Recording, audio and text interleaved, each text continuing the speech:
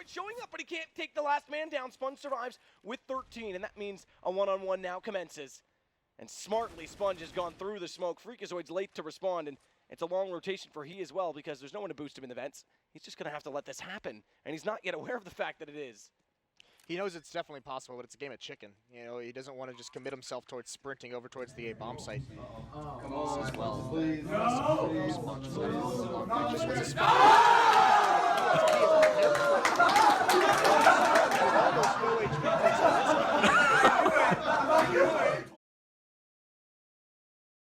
It's been a slow build-up for us. Obviously, we started playing some of the first international CSGO events back in 2013.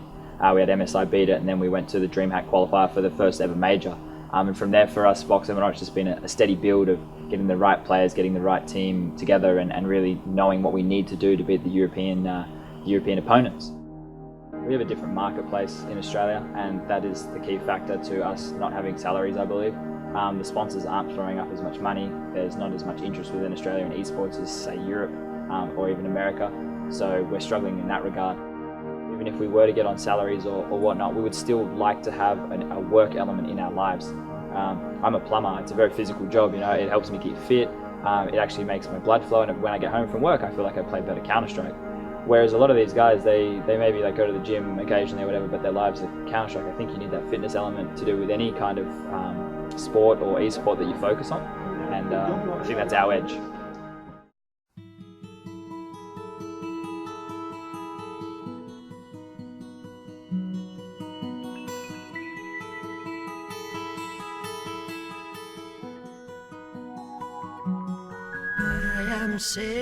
I actually wanted to come up here and say something about that. Before this event, and like the slump and stuff we had, look, I'm going to acknowledge we did have a slump and we didn't play very well. But hearing the rubbish like from the casters coming out saying like we were trash, basically, I read a Gosu Gamers interview where they said we weren't even a threat. It's ridiculous. Like, we were at the Cologne major and we beat Titan. We did better than the American teams did, and we just like get flack. The American teams go to so many more events to us. They get to practice in a much better environment, and then the casters sitting up there talking trash. Like, I'm probably going to make an enemy of myself right now, but I don't really care. We had something to prove, we proved it, but we still got to get out of the group, you know? And I don't even think we got out of second gear in that game. We need to get into first gear. I reckon we can top this group and win this competition. Now, the NA scene, they're just struggling massively right now. Yet they've got all this money, they've got all this power. What's going on? Like, you guys are trashing them right now.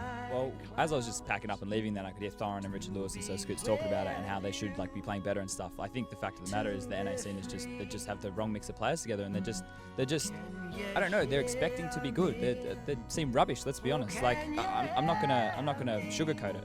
And the problem I'm having right now, also when I was leaving, I heard Thorin saying like, oh, Liquid were playing bad, Liquid this, Liquid that. How about we get some credit? You know, we've come over here all these times, we've beaten Dignitas, Flipside, 3D Max, we beat Fnatic, we just beat Liquid. We should have beaten them by so much more. It was our misplays, not them playing anything good. And I don't know, maybe this is going back to like the American thing. These guys are all on salaries and getting paid now. Does that take away from their passion for the game? Because like from Australia, this is now a full-time job. You know, this is secondary for us, and this is the thing we love so much. And I don't know, maybe that's why we're playing better than them.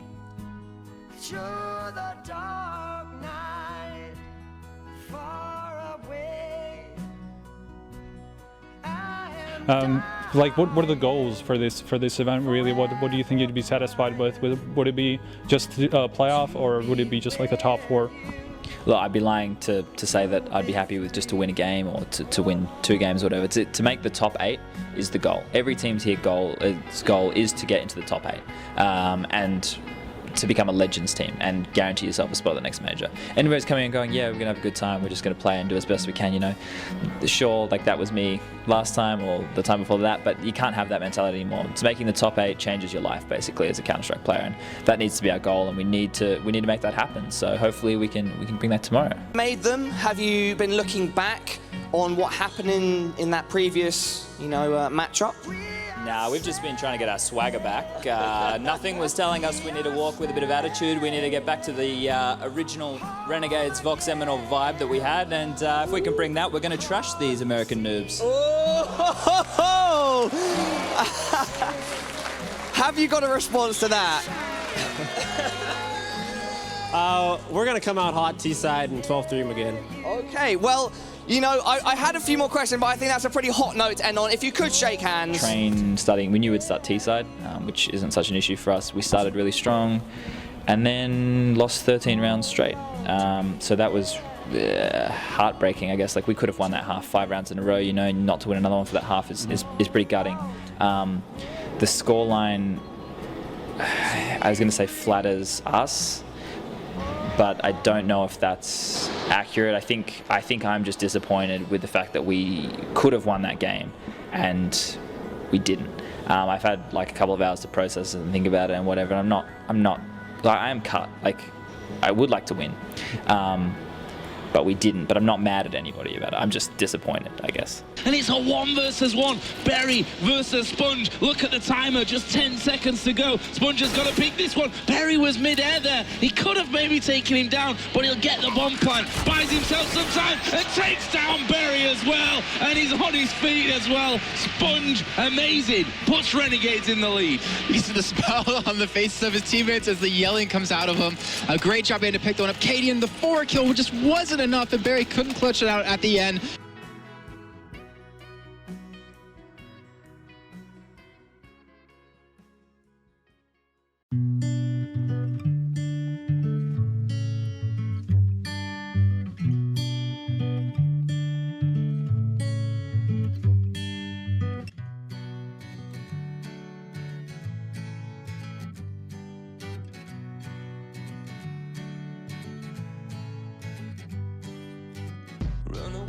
There's a lot more to Counter-Strike in my perspective than just winning.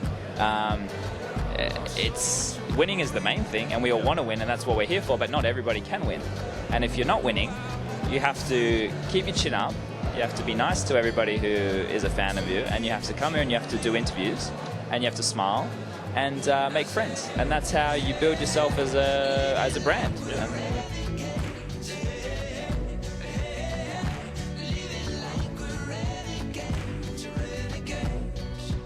There was an event we were at early last year called ESL Katowice. It was a qualifier. No, in Poland. Katowice, I think it's actually pronounced, but I don't know how they do it. Anyway, that was when we qualified for a major there, and just the fashion that we qualified and how well we played and how passionate the team was, that was probably my favorite moment. Throwing flashbang. Incendiary.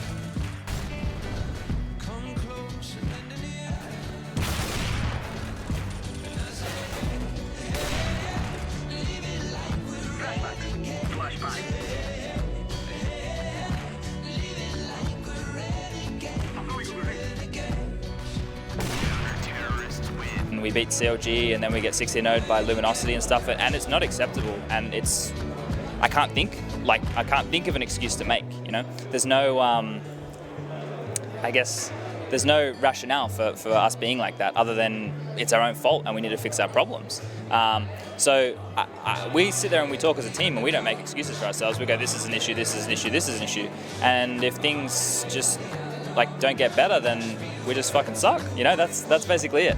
When I was a kid, I just used to go to a local LAN center with a couple of mates, and Counter-Strike is a game that really took my fancy, and I love the competitive side of it, and I just couldn't get enough of it.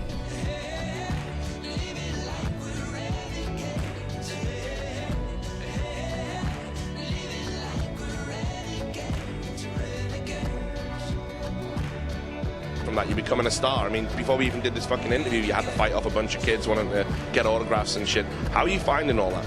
I love it. I think it's great. I think having this fan side is amazing. Like, this is kind of the dream, really, for anybody that wants to be involved in this industry. All right, man. I never do shout-outs, but I feel like for you I will. So if you have any that you need to say, you're contractually obliged to thank sponsors or anyone, now's your chance. I probably am contractually obliged, like, to say thanks to Renegades and our main sponsor, Alpha. But the main one is thank you to all the fans.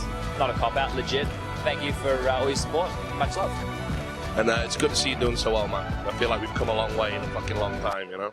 It's awesome.